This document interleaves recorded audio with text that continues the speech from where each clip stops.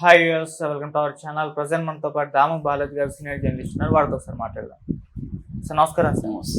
Sir Jaganmohan Reddy గారికి భారీ ఊరట కలిగింది సార్. సిబిఐ కోర్టు వివేక హత్య కేసుకు సంబంధించి క్లీన్ చిట్ ఇచ్చేసింది. సో ఇందులో అతను తప్పేమీ లేదని చెప్పేసి తేల్చిపడేసింది. మరి దీనిపైన కొంత విమర్శలు కూడా వస్తున్నాయి. ఎందుకంటే అక్కడ విచారణ ఏమి జరగకుండా కోర్టులో సిబిఐ కోర్టు ఈ విధంగా క్లీన్ చిట్ ఏ విధంగా ఇస్తుంది అని చెప్పేసి కూడా విమర్శలు అయితే కొద్దిగా వినిపిస్తుంది. అసలు ఏం జరిగింది కోర్టులో? ఇటుపక్కేమో వైసీపీ వాళ్ళు దీన్ని సెలబ్రేట్ చేసుకుంటే టీడీపీ సునీత వాళ్ళు మాత్రం దీన్ని కాస్త కోపంగా ఉన్నట్టుగా కూడా చెప్తున్నారు. ఈవెన్ సునీత హైకోర్టుకు వెళ్లే అవకాశం ఉందని కూడా చెప్తున్నారు. అసలు కోర్టులో ఏం జరిగింది, ఎలా చూడొచ్చు అంటారు సార్? వివేకానంద రెడ్డి హత్య జరిగి దాదాపు 7 ఏళ్ళు అవుతుంది. ఎందుకంటే 2019 మార్చ్ 15న ఆయన హత్య జరిగింది. ఇప్పుడు ఇంకో మార్చి 3 నెలల్లో మార్చి వస్తుంది. మార్చి వస్తే 7 ఇయర్స్ కంప్లీట్ అవుతుంది. సో ఇంకా కూడా ఈ హత్యకు సంబంధించి ట్రయలే స్టార్ట్ కాలేదు.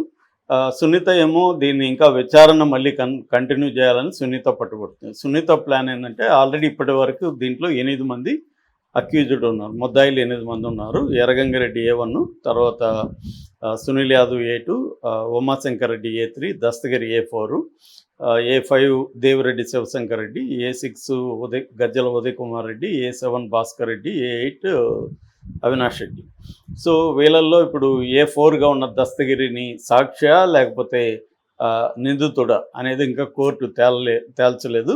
సిబిఐ మాత్రం అతను సాక్షి అనే పరిగణిస్తూ కోర్టులో పిటిషన్ వేసింది. కోర్టులో అది పెండింగ్ ఉంది. ఏదేమైనా 8 మంది నిందితులు ఉన్నారు. వీటి మీద ఛార్జ్షీట్లు కూడా అయిపోయినాయి. సప్లిమెంటరీ ఛార్జ్షీట్లు కూడా వచ్చింది. యాక్చువల్గా 2-3 ఏళ్లకు ముందే సుప్రీంకోర్టు డెడ్ లైన్ పెట్టింది. అయినా కూడా ఇప్పుడు అది కంటిన్యూ జరుగుతుంది.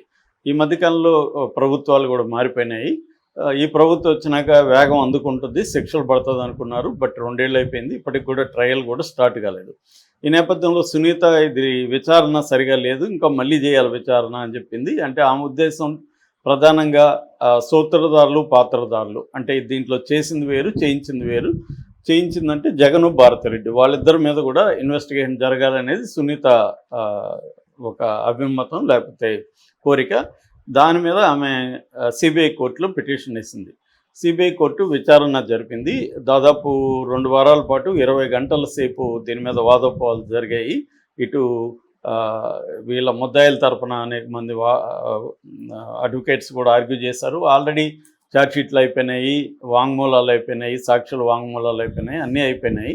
ఇప్పుడు వచ్చి మళ్ళీ విచారణ దీన్ని కంటిన్యూ చేస్తున్నా. ఆల్రెడీ 7 సంవత్సరాలు అవుతుంది. సుప్రీంకోర్టు డెడ్ లైన్ కూడా 2 సార్లు పెట్టింది అనేది ముద్దాయిల తరపున ఆర్గ్యుమెంటు. లేదు, ఇది సమగ్రంగా విచారణ జరపాలి, అసలు వాళ్ళని వదిలేశారు అనేది ఆమె ఆర్గ్యుమెంటు. ప్రధానంగా దానికి ఆమె తీసుకున్నది ఏమంటే, జగన్కి ఆ రోజు 15th జరిగినప్పుడు, అంటే 14th అర్ధరాత్రి జరిగింది. 15th early morning Jagan manifesto కమిటీతో సమావేశమైనాడు. ఆ టైంలో జగన్కి 5:30 గంటలకి కాల్ వచ్చిందని, జగన్ సమావేశం నుంచి లేచిపోయి కాల్లో మాట్లాడి వచ్చి ఒక దురదృష్టకరమైన వార్త, మా చిన్నాన్న చనిపోయాడు అని వాళ్ళకి చెప్పి ఆ మీటింగ్ క్యాన్సిల్ అయింది. అజయ్ కల్లం వీళ్ళంతా కూడా చెప్పారు. కాబట్టి ముందే జగన్కి ఎలా తెలిసింది అనేది ఆమె ఆర్గ్యుమెంటు. ముందే అంటే మామూలుగా వివేకానంద రెడ్డి పిఏ చెప్పిన వెర్షన్ ఏంటంటే, ఫస్ట్ ఆ రోజు ఇంటికి వెళ్ళింది వివేకానంద రెడ్డి పిఏ. మామూలుగా ఆయన 11 వరకు పనిచేస్తాడు. ఆయన ఒక రకం ఏమంటే ఫ్రీలాన్స్ పిఏ అని చెప్పవచ్చు. 11 వరకు పనిచేసేసి 30 ఏళ్ళుగా పనిచేస్తున్నాడు. సో మార్నింగ్ 5:30కి వెళ్తాడు. అప్పటికే వివేకానంద రెడ్డి లేచి ఉంటాడు. సో ఆయన లైట్ ఉంటుంది ఇంట్లో. సో ఈయన బెల్ కొడితే ఆయన వచ్చి తీస్తాడు. ఈయన పని మొదలవుతుంది. మిగతా వాళ్ళు అంటే పని వాళ్ళు కావచ్చు, వంట మనిషి కావచ్చు, వీళ్ళంతా తర్వాత వస్తారు. అయితే ఆ రోజు ఆయన వెళ్ళినప్పుడు లైట్ వెలగలేదు. ఈయన ఒక్కోసారి లైట్ వెలగకుండా ఉన్నప్పుడు కూడా లేపకపోతే ఆయన తిడతాడు. నువ్వు లైట్ వెలగలేదని ఎందుకు లేపలేదని ఆయన తిడతాడు. అందుకని ఈయన కొంతసేపు సందేహించాడు ఏం చేయాలని. ఈ లోపల వాళ్ళ భార్య సౌభాగ్యమ్మకి ఫోన్ చేశాడు. అమ్మ, ఇలా సార్ లేవలేదు, మరి నేను బెల్లు కొట్టనా లేదా అని అడిగాడు. ఆమె, లేదు సార్ రాత్రి లేటుగా వచ్చినట్టున్నాడు, క్యాంపెయిన్కి వెళ్ళాడు అవినాష్ రెడ్డి గెలిపించమని.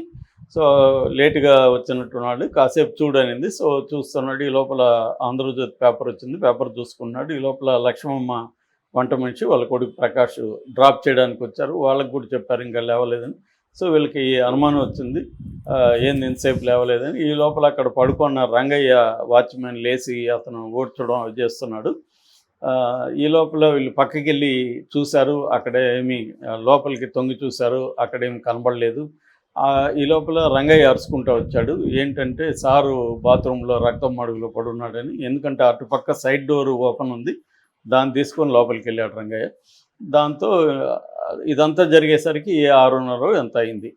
కానీ ఇక్కడ 5:30కే జగన్కి ఎలా న్యూస్ వచ్చింది అంటే చంపిన వాళ్ళు జగన్కి ఫోన్ చేసి చెప్పారు చంపేశాం సార్ అని.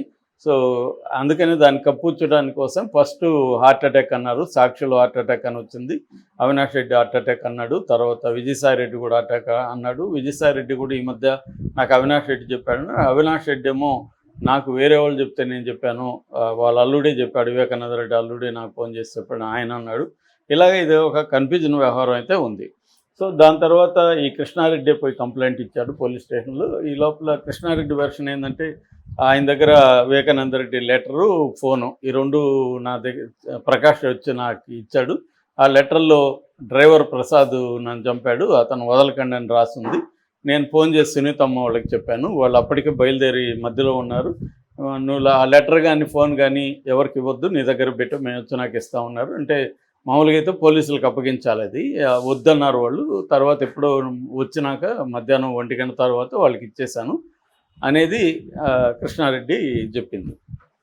సో ఇప్పుడు ఆమె ఏం చెప్తుందంటే జగన్కి ముందే తెలుసు అనేది ఆమె ఎస్టాబ్లిష్ చేసింది. కానీ అజయ్ కల్లం అది టైం నేను చెప్పలేదు అసలు, ఇదంతా కూడా తెలుగుదేశం మీడియా పుకార్ అనేది మళ్ళీ అజయ్ కల్లం కూడా మీటింగ్ పెట్టి చెప్పాడు. సో జగన్కి ఎప్పుడు తెలుసు అనేది ఇక్కడ ఇంపార్టెంట్. ముందే తెలుసా అంటే అక్కడ కృష్ణారెడ్డి ఫైండ్ అవుట్ చేయకముందే జగన్కి న్యూస్ తెలుసుంటే జగన్కి అంతకులే చెప్పుండాలి, కానీ తర్వాత తెలుసుంటే అప్పుడేం లేదు. సో ఇది ఈ పాయింట్ మీద జగన్ని భారతిరెడ్డిని కూడా అరెస్ట్ చేయాలి, వాళ్ళ మీద కూడా విచారణ జరపాలనేది సునీత కేసేసి. దీని మీద సిబిఐ కోర్టు ఒక తీర్పు ఇచ్చింది. ఆ తీర్పు 10వ తేదీ ఇచ్చింది, బట్ కాపీ నిన్న మంగళవారం వచ్చింది. దాదాపు 121 పేజీల తీర్పు అది. ఆ తీర్పులో క్లియర్గా వాళ్ళు ఏం చెప్పారంటే, నేను ఆ 121 పేజీలు చదవలేదు కానీ పత్రికలో వచ్చింది చెప్తున్నా. సాక్షి డీటెయిల్గా రాశారు, మిగతా పత్రికలు రాశాడు, ఈవెన్ ఆంధ్రజ్యోతి వీళ్ళు కూడా రాశారు. సో వాళ్ళు చెప్తున్న దాని ప్రకారం ఆ తీర్పులు ఏముందంటే జగన్ మీద విచారణ అవసరం లేదు, జగన్ మీద కానీ భారతిరెడ్డి మీద ఎవరైనా చనిపోయినప్పుడు బంధువులకి న్యూస్ తెలియజేస్తారు, అలాగే జగన్కి తెలియజేశారు.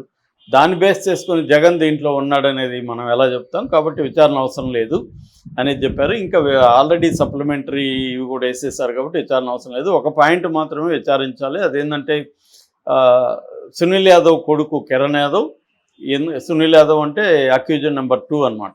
అట్లాగే వైఎస్ భాస్కర్ రెడ్డి వాళ్ళ బ్రదరు వైఎస్ ప్రకాష్ రెడ్డి మనవడు అర్జున్ రెడ్డి, వాళ్ళిద్దరి మధ్య కొన్ని సంభాషణలు జరిగాయని ఆరోపణలు వస్తున్నాయి. దాని మీద మాత్రం విచారణ జరపాలి, అది కూడా 1 మంత్లో కంప్లీట్ చేయాలి సిబిఐ అనేది ఆయన చెప్పాడు.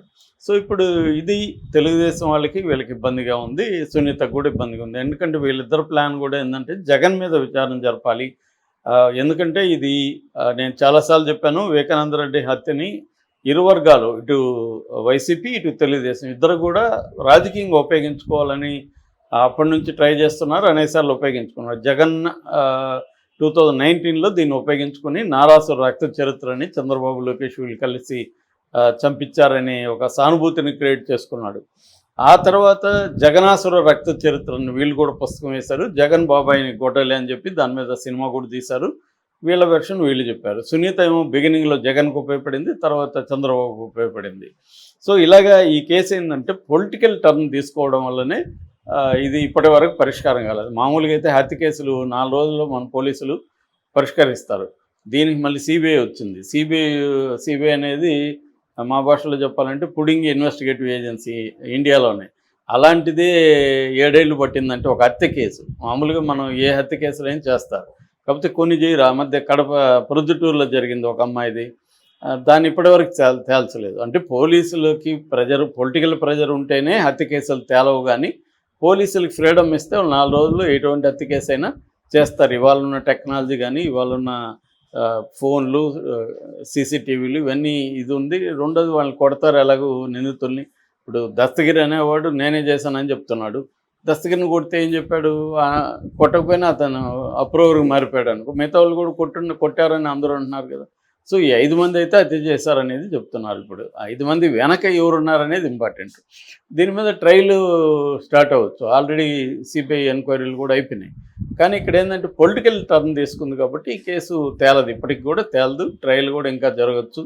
అందుకని ఇప్పుడు జగన్ మీద 12 ఏళ్ళుగా జగన్ కూడా ఎందుకు బెయిల్ మీద ఉన్నాడు, 20 ఛార్జ్ షీట్లు వేసినా కూడా అంటే అది కూడా పొలిటికల్ వ్యవహారం. పొలిటికల్ ఇన్ఫ్లుయెన్స్ ఉండడం వల్లనే కేసులు తేలవు. ఇప్పుడు కూడా ఈమె మళ్ళీ దీన్ని హైకోర్టుకి అంటుంది. హైకోర్టు ఇకపోతే మళ్ళీ సుప్రీంకోర్టుకి వెళ్తుంది. ఇది ఇంకా అసలు ట్రయల్కే ఇంకొక 1 year 2 years పట్టినా ఆశ్చర్యం లేదు. ఇలాగా నెక్స్ట్ ఎలక్షన్లో ఉపయోగపడే దానికోసం వీళ్ళు చేస్తున్నారని వైసీపీ ఆరోపిస్తుంది. ఎందుకు తేల్చట్లేదంటే సునీత చంద్రబాబుకు ఉపయోగపడాలనుకునింది. నెక్స్ట్ ఇయర్ ఎలక్షన్లో మళ్ళీ దీన్ని ఇటు షర్మిల, సునీత అందరూ రంగంలో ఎదిగి బాబాయిని చంపేశాడు, మాకు న్యాయం చేయండి అని మళ్ళీ దాన్ని లైవ్గా ఉంచితే ఎలక్షన్లో ఉపయోగపడుతుంది అని సునీత ఈ పని చేస్తుంది. త్వరగా ఫినిష్ చేయాలి. దస్తగిరి వీళ్ళ నాన్నని చంపిన దస్తగిరిని ఈమె సపోర్ట్ చేస్తుంది. ఈమె లాయరు సిద్ధార్థ లూథర్ని అతని తరపున కూడా వాదిస్తున్నాడు అనేది వైసీపీ ఆరోపిస్తుంది. సో ఏదేమైనా ఇది పొలిటికల్ యాంగిల్ ప్రధానంగా కనబడుతుంది లీగల్ కంటే కూడా. సో నాకు తెలిసి ఇప్పుడిప్పుడే ఇది తేలే అవకాశం అయితే లేదు. Okay sir, thank you so much.